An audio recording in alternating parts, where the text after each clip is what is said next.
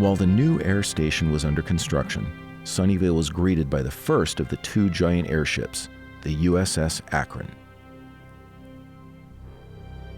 This was the sister ship of the soon-to-be-completed USS Macon, which would be stationed in Sunnyvale.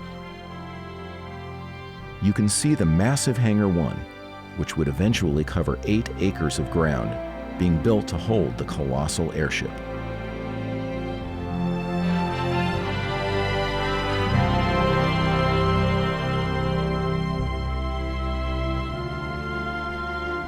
The big day finally arrived May 13th, 1932, when the Akron would come to visit Sunnyvale's new air base. It was such an event that thousands would line a 2-lane dirt road that we now call the Bayshore Freeway just to watch.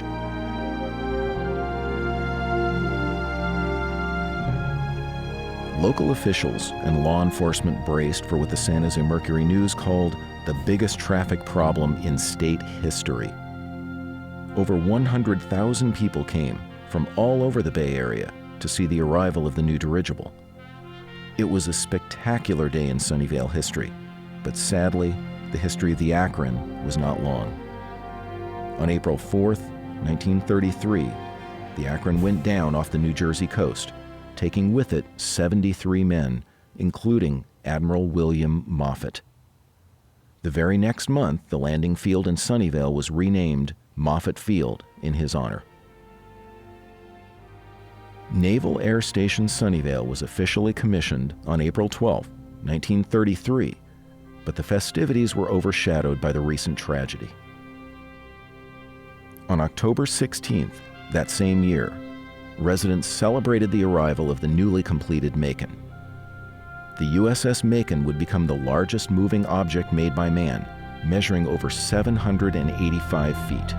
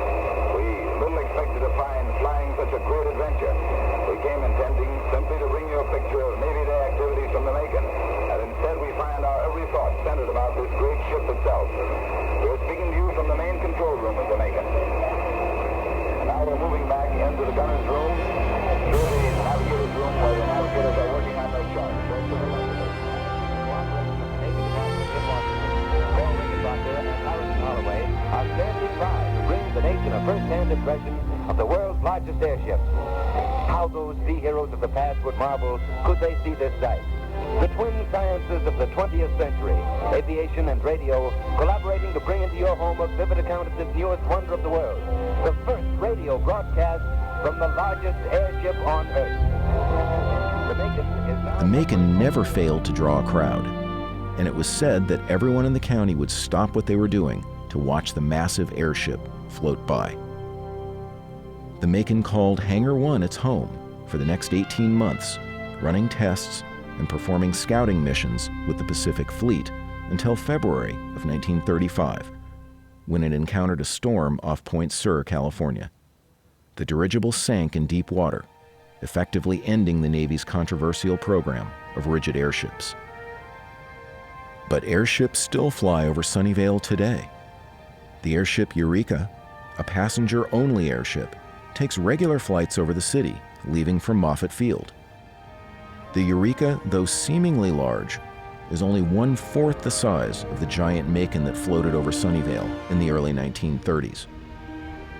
With the loss of the Macon and the end of the Zeppelin era, the newly renamed Moffett Field would find other roles for our nation in the not-so-distant future.